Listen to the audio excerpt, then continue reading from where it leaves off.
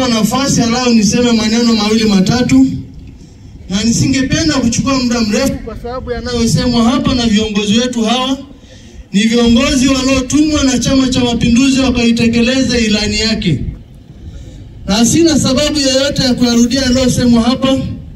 Na mimi mwenyewe kama mwenyekiti wa wilaya nimefanya ziara wilaya nzima. Haya yanayosemwa na waheshimiwa madiwani, waheshimiwa wenyekiti wa vijiji, waheshimiwa mbunge wa jimbo na wengine kwa ujumla yametekelezwa na Rais Samia Suluhu Hassan.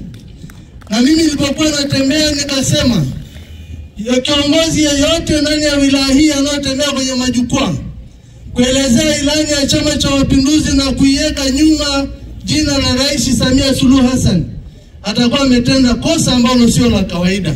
Kwa sababu ndio wote huu tunaoletwa katika miradi mbalimbali ya maendeleo yaliyotajwa na mtekelezaji wa ilani ya kata yenu hapa, yote imeasisiwa na imetekelezwa na Rais Samia Suluhu Hassan. Hisi mwaye kidumu Chama cha Mapinduzi.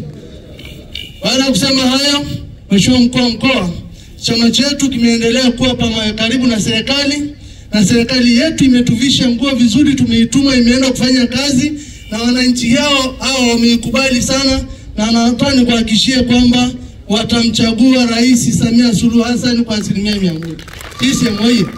Lakini ombe miradi hii inayoletwa na serikali, kwa mfano umeme tusiitumie tu kama mwanga. Umeme itafanya kazi mbalimbali ambayo itaondoa katika hatua moja ya maendeleo kwenda nyingine.